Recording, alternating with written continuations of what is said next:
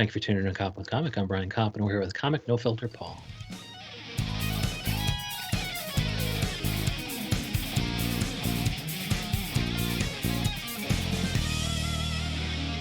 No Filter Paul, how the hell are you? Hey, buddy, how are you doing? Thank you so much for coming on. I follow you everywhere. You are No Filter Paul on Twitter and Instagram. Yep, appreciate that. Thank you, man.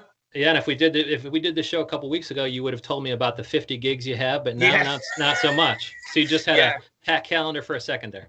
Yeah, it's a bit of a dead calendar right now, but I'm looking at booking another show for next weekend, and it's kind of difficult getting inside shows right now because nobody wants to be inside. Last weekend I was on with Dave Landau from the Anthony Cumia show. I did 3 shows with him last weekend, and I've been doing quite a few shows. I did one with Don Jameson the week before that, but bit of a lull.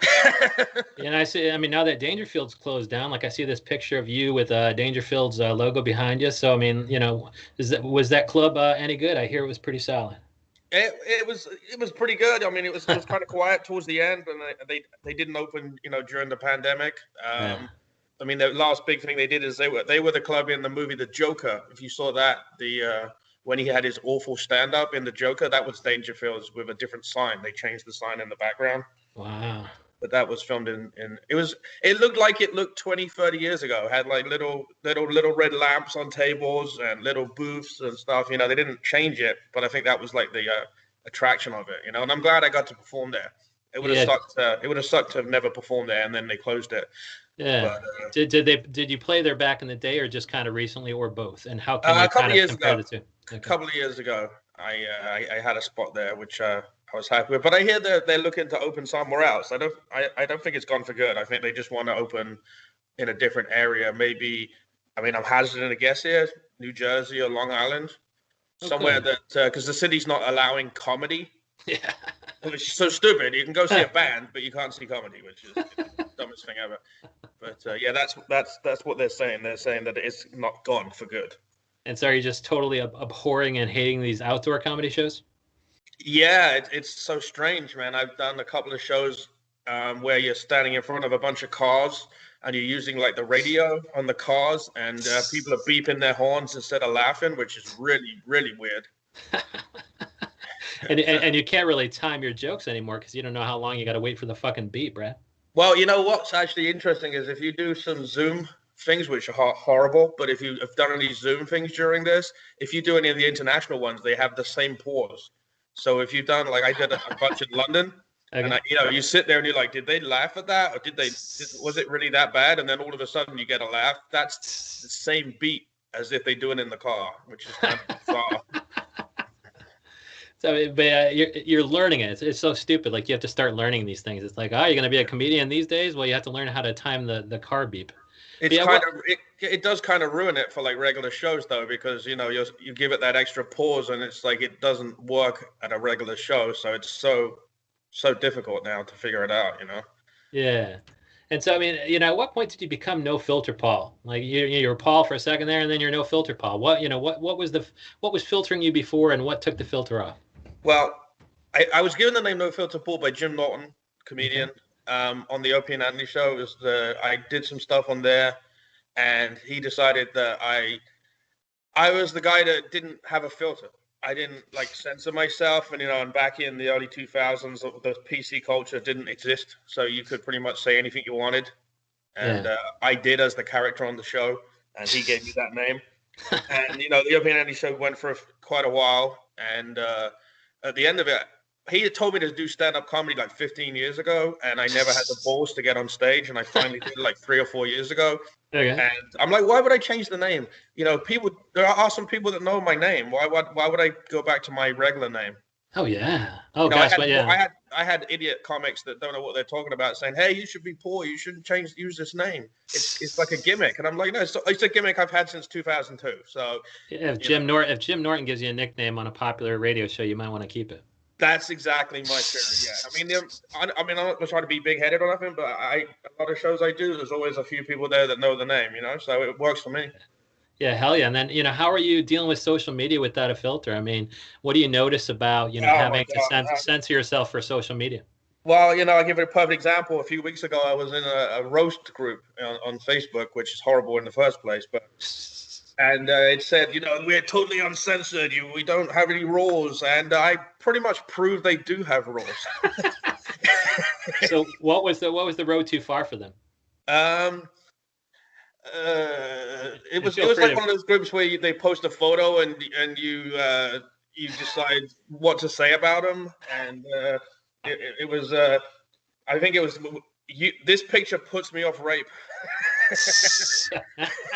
That's bad. Yeah, Oh my apparently. Lord! And Apparently. they call themselves some sort of roast group. What the fuck? Yes, exactly. It's so fucking stupid.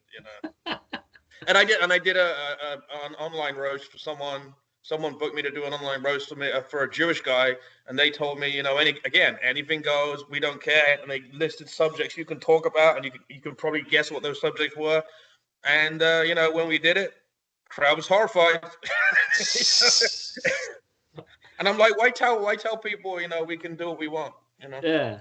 And so I guess the normal rules apply in that the audience can't, still has to laugh. They can't be too shocked not to laugh. What's your approach to kind of, self-censoring? Like even if the person is Well, correct that you can say anything you want, you you have know, to know when that you have to make them laugh. So yeah, how do you approach your own censoring? when when I first started doing stand up, I just went down the O&A road, which was like anything went, and you pretty much quickly realize what you can't get into. Race is a touchy subject, religion is a touchy subject, some sex stuff is a touchy subject now. So it took me a little while. It wasn't a long time because I started out being no filter Paul. You know what I Yeah. mean? And Yeah. you start to figure out from the crowds. I still push, and there's always Patrice O'Neill once said to me, he said, if you don't offend one person in the room, you're not doing comedy right. That's the rule I go by. I like that. I like because now you're accustomed to having at least one person come up pissed off. Because I think Yeah. some people they self censor so much that anybody coming up to them is going to take them aback. So if you're fine with one person coming up, that sounds about right. Yeah, and they say that you'll get a lot more comedy gigs if you can do quote unquote clean. Yeah. I've had a go at that. I'm starting to do a little bit of that, because there's you get booked for some shows, but how are you no filter Paul when you're talking about your puppies? Yeah. I think there's a way, but they don't want to hear it. They don't want to hear what you got Yeah. to do to those puppies. Yeah, exactly. And so Yeah, how does one go about just you had the full calendar for a second there. How'd you pull that off during a pandemic, and how do you make sure your next month is just as packed as the prior month? Yeah, I mean, I work on it on a monthly basis right now. I book some shows.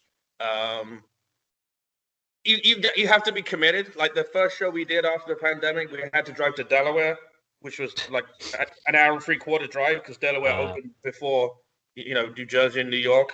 Oh, cool. Some of us are a bit more committed, I guess. we don't care about driving to Connecticut to do some comedy because you just have, I mean, the amount of comics I've seen that have started doing comedy now and the wheels have fell off because you're kind of 6 months without doing it, and you can just tell people, they go up there and they run out of material, they forget their jokes. You just got to keep going, and I don't care if I have to drive to Delaware to do comedy. And I mean, has the pandemic and the lack of gigs for a second there when there was total lockdowns everywhere, does that get you down? I mean, is there an uplift that comes from the crowds that you find out that you need? Yeah. Absolutely. I mean, even if you go up there and you do badly, you still want to go up again. And if you do well, I mean, I don't know if you've experienced it, but you go up there and the crowd, do well, but then a joke you frigged up and you're just like, God damn it, I forgot this joke. And the crowd has no idea, but you're just like, I got to try it again. What's going on? Where can I go up again? Let's drive into the city and do it. There's a few there's quite a lot of secret shows going on in New York City right now, and you go in and do those at 11 p.m. You just want to go up, man. It's addicting. My addictive personality is being in front of a group of people and making them laugh. That's always been my thing.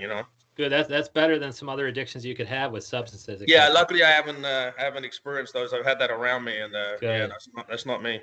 Good. You saw enough to know you don't want to see any more of it.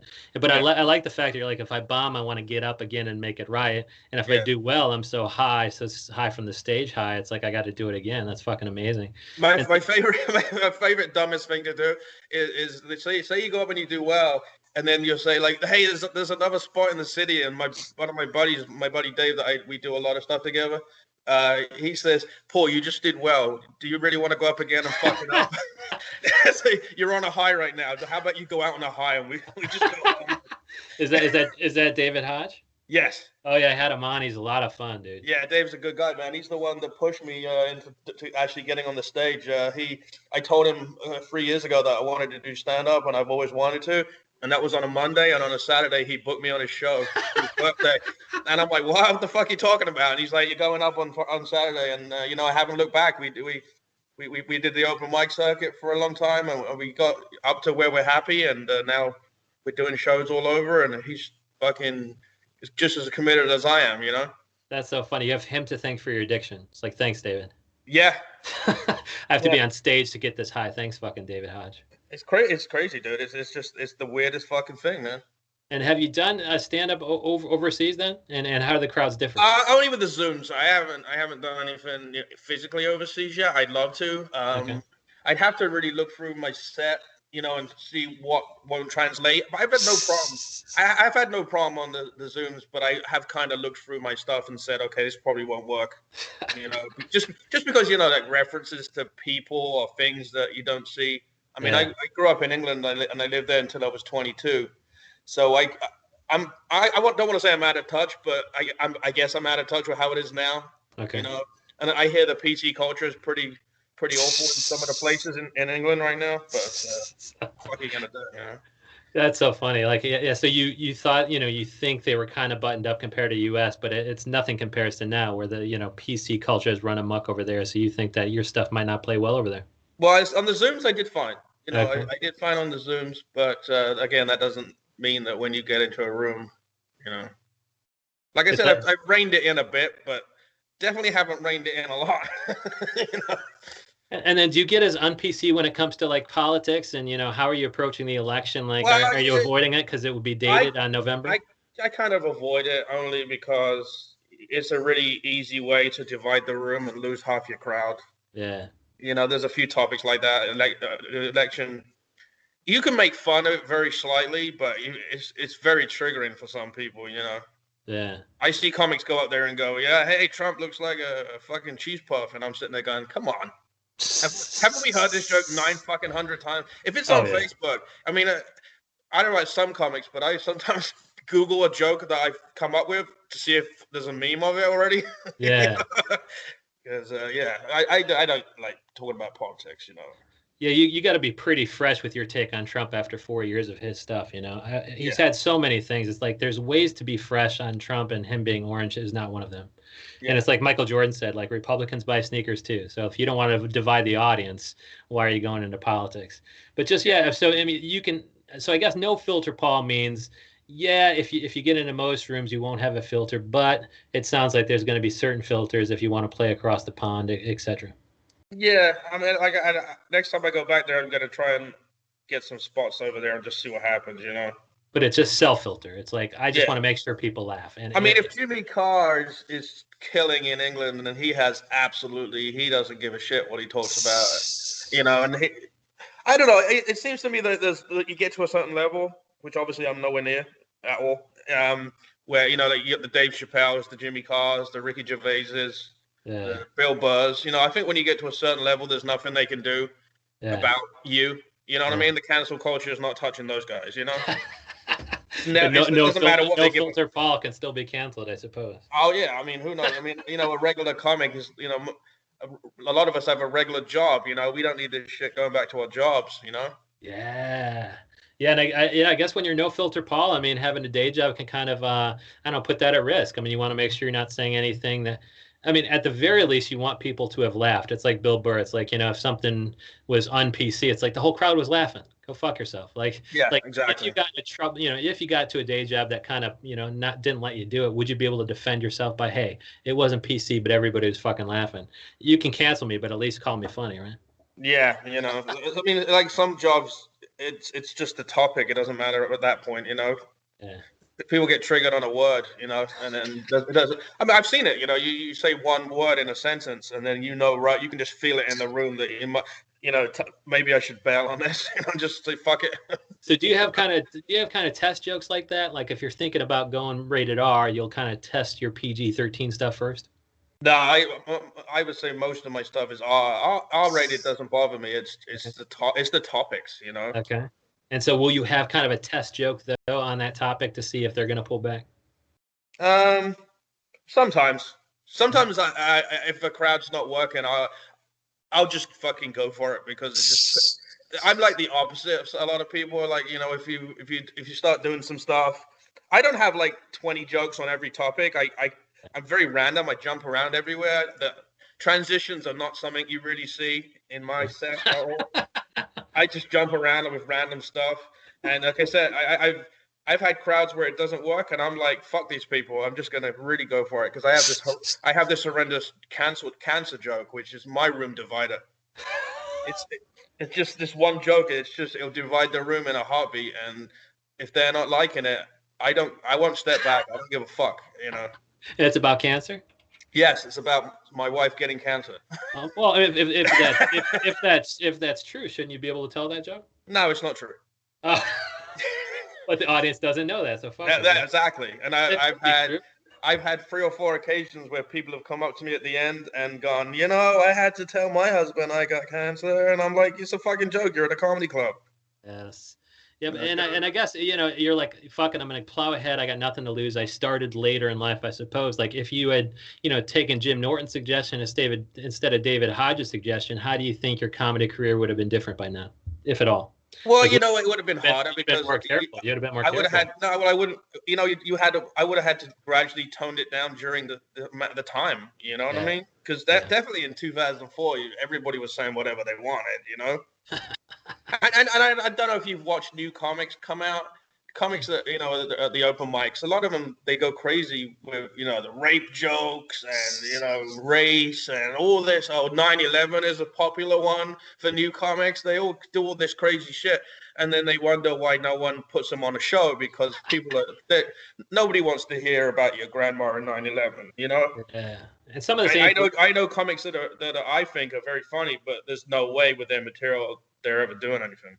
Yeah, it's also not believable. Like a whole club of people isn't going to laugh at you if you're like, "Well, I raped my grandmother." It's like, no, you didn't. Like it has to be slightly believable for me to laugh. Yes, that's why I would say that 90% of my material is based on relationships I've had, and just exaggerating stuff. You know, everybody in the crowd has had a shit relationship. You know, everybody that's married thinks, you know, their stuff sucks at least once in their life, you know, so the connection is there with that, you know. Yeah, hell yeah. And because it's based on a relationship, you can kind of fudge the details a little bit. Oh yeah, you have to exaggerate. I mean, every piece. If you just went out there and just told, you know, what happened yesterday, I see comics do that. They try and be relevant, so they do material every time they go up there. They tell you what happened this week. Yeah. And some, you know, very seasoned comics can do that. But a guy that's done comedy 8 times, no one fucking cares, and they don't know how to do it, you know? Yeah. I mean, I try to add, you know, a few jokes every week is kind of my thing. I've been adding more and more. I've been getting up to speed of how to create the jokes. I don't spend so much time, you know, going to open mics to try jokes anymore because I've learned how to build a joke, whether or not it's funny at the end of the day. Okay. You know, I'll try it one time and see what happens, you know. So now you're to the point where you don't even need to go to mics anymore to kind of write a joke. If I go to 1 or 2, that's about it. You know, you start to learn, you know, what mics to go to. A lot of open mics, you know, are just comics, and you can't really judge. You can't judge material on a room full of comics because comics are assholes. Comics won't laugh. They'll laugh at the 9/11 joke you can't use, but they won't laugh at the rest joke. I'm serious. You know. Yeah. I mean, I don't know if you've experienced it, but most open mics, comics, they're just assholes, you know. Dude, they'll smile at a joke if that. If they even look up from their phone, they will smile but not laugh. It's like, I can't hear your fucking smile, pal. Yeah. Exactly. That's one of the reasons why I don't. You know, if you can make them smile, then you know that it's going to do great in a regular room. I'd rather drive to a place that has. I'll take 5 quote unquote regular people in a room over a room full of comics any day of the week. Oh yeah, absolutely. That was my experience too. I had a real room full of people in Chicago. It went amazing. Moved out to New York City, just had rooms full of comics, and it was dog shit. And it's like I cannot do this every day. 3 mics a night, every fucking night. It's like, oh fuck that shit. I'll start my own mic first. I did that at the start so I could learn how to build jokes. Okay, and so it did help teach for a while there, and now you don't. I'd be embarrassed to tell you how many mics I did the first year. It was probably about 200. Wow. That's nice. That's David Hodge telling you to get up as much as possible. Yeah, I mean, in actual fact, I ended up motivating him too because he got me the bug, and then as soon as I got the bug, he's like, "All right, let's slow down now," and I'm like, "Fuck you!" I think our record for one night was 5. Yeah. Which is crazy, especially as we're doing them. We don't do a lot in the cities so much because we experienced a lot of what you're talking about in New Jersey. But of course, in New Jersey, it's spread out. You have to drive 20 miles between each one. But you might get a real audience. Yes, that's worth its weight in gold. Right now, I've got 2 or 3 mics that I like that always have 1 or 2 random people in, and that's my thing. I have no interest to go into the backyard of a fucking VFW with no people except comics. To me, it's a waste of time. It's an absolute waste of time. Especially if you had to drive there. Yeah, John Kirshner was saying something like that. Yeah, there might not be too many people paying attention, but those 2 people you focus on. So if there's at least 2 regular people or people paying attention, that's who you got to focus on to see if they laugh. Yep, exactly. I mean, we did one open mic where a soccer team came in halfway through, and we had like 40 people in the room, and it was the best time at that particular mic ever. Yeah. I want 364 more shows like that. Yes. Dude, fuck yeah. Well, follow him everywhere. No Filter Paul across social media. He's nofilterpaul.com. No Filter Paul. Thank you so much for coming on. Yep, you're welcome, buddy. Have a good one.